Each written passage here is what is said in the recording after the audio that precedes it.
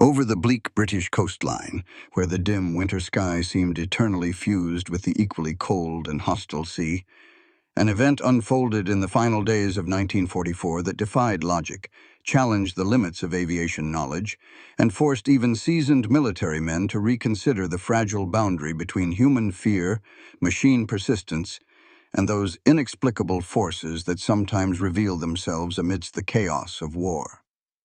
On that December day, with the sharp wind howling between abandoned hangars at RAF Leiston and ground crews wrapped in thick coats preparing the runway for yet another mission, no one suspected that within minutes they would witness something that would become a legend, whispered in airfields for decades.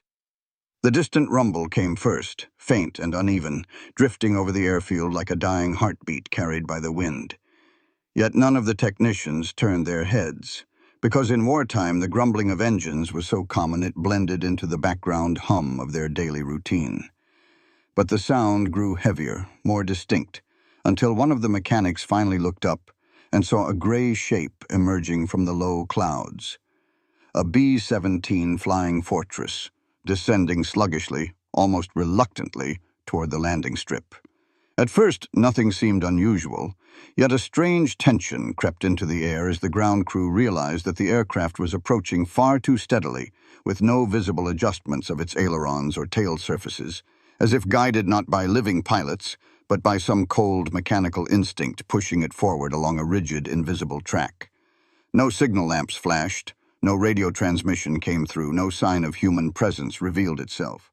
Only the eerie, smooth, deliberate descent of a damaged bomber that seemed to fly with a mind of its own. The closer it came, the more obvious it became that something was profoundly wrong. A plane this big, this heavy, and this battered should never have been able to glide so mechanically without the constant corrections and micro-adjustments of a living pilot. Yet the B-17 continued its ghost-like slide, wings trembling but steady, nose gently dipping toward the runway as if following an old familiar path. Finally it touched the ground, far too firmly, with a jarring bounce that threatened to snap its landing gear. But instead of collapsing, it lurched forward in a brutal, scraping rollout, metal screaming, tires resisting, until the aircraft slid to a halt in the middle of the runway and fell silent. Engine propellers slowing into uneven rotations, like the fading breaths of something exhausted yet still alive. The ground crew stared, frozen, because everything about this landing was wrong. A damaged B-17 should have crashed, flipped, burned, or disintegrated. But this one had come down on its own, in a rough but survivable landing that no autopilot of that era could have executed. With palpable hesitation, several men approached the silent colossus. They expected to find wounded airmen, or bodies, or signs of a frantic last struggle. Instead, when they unlatched the entry door and slowly swung it open, the chilling truth revealed itself. The plane was empty. Completely empty. Not a single soul was inside. The pilot's seat remained neatly unstrapped. The navigator's table held scattered papers as if left just moments before. The radios hummed faintly, and the personal belongings of the crew lay untouched. But there were no men, no bodies, no wounded, no traces of anyone evacuating on the ground. It was as though the crew had evaporated mid-flight, leaving only the tired mechanical shell of the plane to complete the journey alone. Shock gave way to confusion, and confusion to something bordering on superstition, as officers hurried to identify the aircraft. Records confirmed that the B-17 had indeed departed on a mission earlier that day. Even more unsettling, the crew had radioed distress hours before, reporting heavy damage, critical vibration from the right wing, loss of an engine, and imminent structural failure. The commander's final transmission indicated they were preparing to abandon the aircraft. They were certain the plane was going down, yet it did not. Later, when the rescued crew recounted the events, their memories painted a picture of panic and inevitability. After the bomb run, severe flak damage had crippled one engine, sending vicious tremors through the fuselage and threatening to tear the aircraft apart. The controls grew sluggish. The pilots fought the trembling beast with all their strength. Nothing helped. They believed the airframe was minutes from catastrophic failure. The commander ordered the crew to jump. One after another they leapt into the cold air, watching their crippled bomber tilt, wobble, and descend into what they assumed would be its fiery grave. But what they didn't see, and what stunned them later, was that after they left, the airplane regained a wicked, unnatural balance.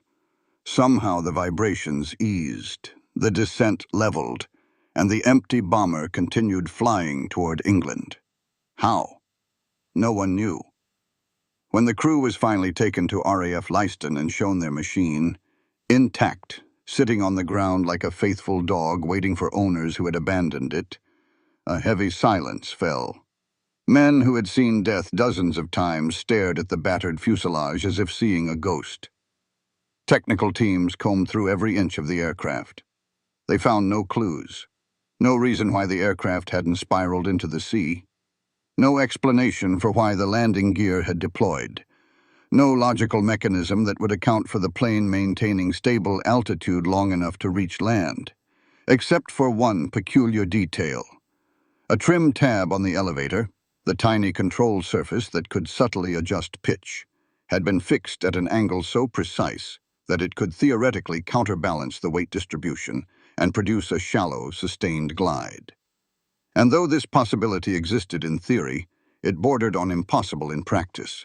The angle was too exact, too delicate, too perfectly aligned for a crew in panic, under vibration, preparing to jump. Some speculated it was luck. Others whispered about divine intervention, or the restless spirit of a pilot lost in combat guiding the aircraft home. Most didn't know what to believe. Even the most rational crew members admitted privately that the bomber felt alive, as if it had refused to die in the skies, clinging to its final mission with mechanical determination. In the weeks that followed, rumors spread across airfields. Some called it the Ghost Fortress. Others claimed the plane was haunted.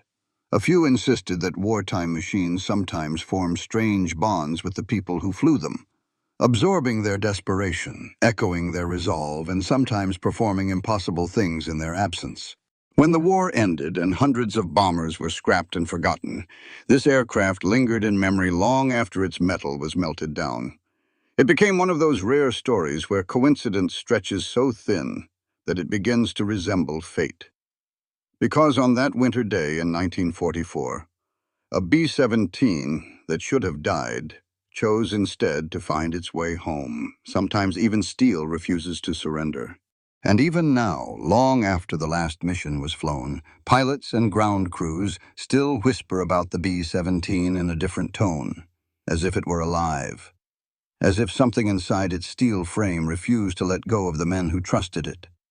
There were stories, too many to ignore, of fortresses returning with empty cockpits, with severed control lines, with entire tail sections missing, yet somehow making it back, gliding home on torn wings as if guided by a force that defied the laws of war and gravity alike. Some said it was luck. Others said it was the craftsmanship of Boeing engineers. But the men who flew in them, the men who felt the shudder of flak tearing through the fuselage, they believed something else, that the B-17 carried the will of every crewman who ever touched it, that their courage stayed within the plane long after they were gone.